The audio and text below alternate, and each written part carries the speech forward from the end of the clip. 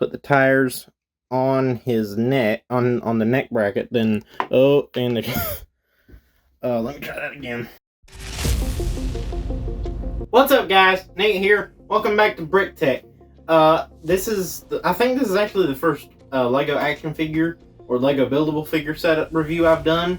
This is set number 76259. This is the Batman construction figure. So this is like the old buildable figures, like the Star Wars buildable figures and Bionicle, but they use regular pieces instead of special pieces like with technical joints and stuff. And here you can see them. It's 275 pieces, and it retails for $28. And before I get into this, I just want to show you guys the artwork. That artwork is beautiful. It has a really nice cape. It's very posable. What I like, it's not like the Iron Man buildable figure where it was just like a smooth face. It actually has some indentions and stuff and a little nose sticking out. But it has like indentions to make it look like a skull mask or something. It's even got the gauntlets on the side with the spikes. Here's a 360 view of the figure. It's pretty nice, I have to say. Some details are turned up all the way. Some are a little lacking. I really like the cape.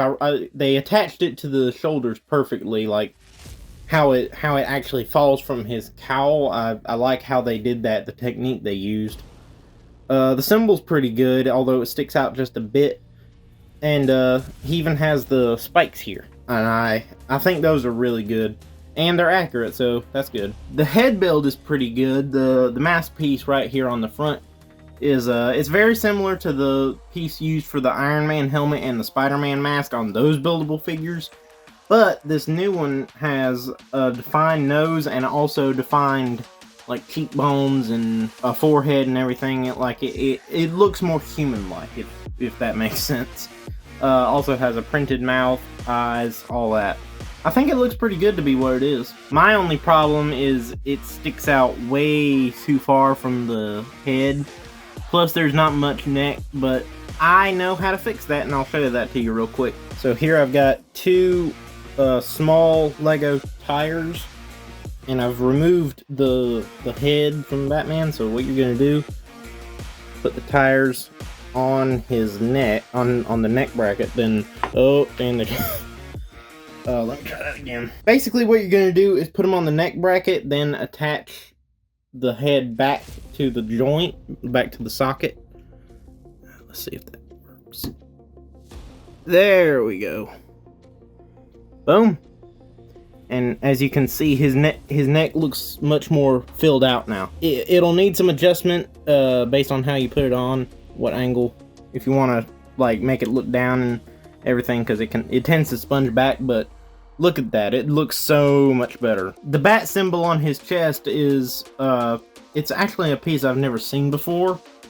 It's printed, of course, it's not a sticker, but it's like two 2x2 disc pieces fused together in the center, and I've never seen a piece like that, but I like it. He has some defined abs, as well as a printed on buckle for the utility belt, and all the utility belt pieces are in gold except for these right there and there. Those are just sand colored. Here's the back side of the build without the cape, or with the cape flipped up.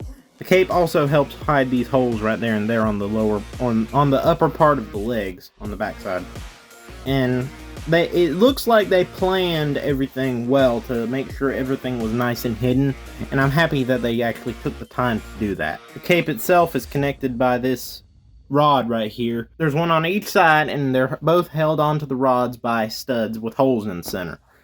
It's perfectly hidden, and it was honestly genius how they made it fit like that. The shoulders are jointed, and they're connected to the torso themselves, but they work perfectly for when you move the arm. Then you just press it and like that, and boom.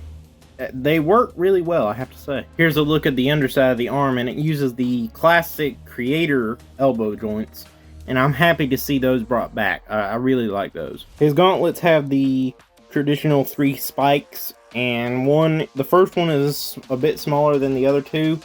I wish they had made them all the same size, but I think it's supposed to be an illusion of them kind of like going upward in an upward direction, and it kind of works. I have to say, it's better than nothing. His hand has the newer style fingers, and there's also a stud piece in the center so he can hold something. I like the piece right here that covers most of the joint for the hand.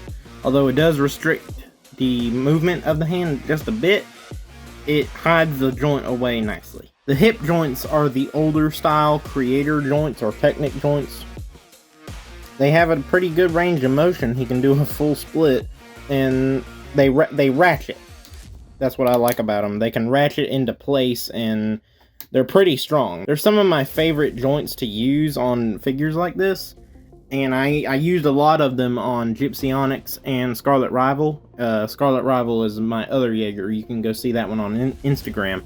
But I love those joints so much because they're so strong. And even though this figure doesn't weigh much, it's good to have those just to be sturdy. The knees are connected via ball joints, and the knees actually have knee covers that can move, and they're not the strongest, but they work for a figure that's this light. This figure it barely weighs anything, honestly. There's also a joint hidden within the waist that allows it to move separate from the hips. The feet use the same joints as the knees, and they can move this way or out to the sides.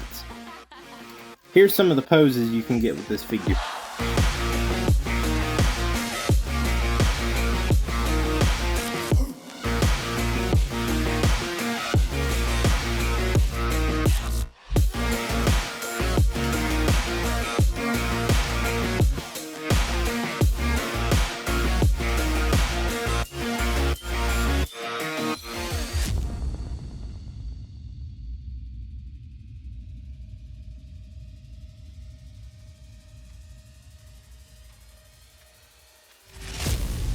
All in all, guys, this is a really good set. I wouldn't expect it to be good, but I have to say, like, if you look at the pictures, you wouldn't expect it to be good, considering the Iron Man buildable figure wasn't that good. But this one turns it up a notch, I gotta say. I really like it. That's gonna do it for today's video, guys. Remember to like, subscribe, and hit the notification bell all down below, and I'll see you next time on Brick Tech.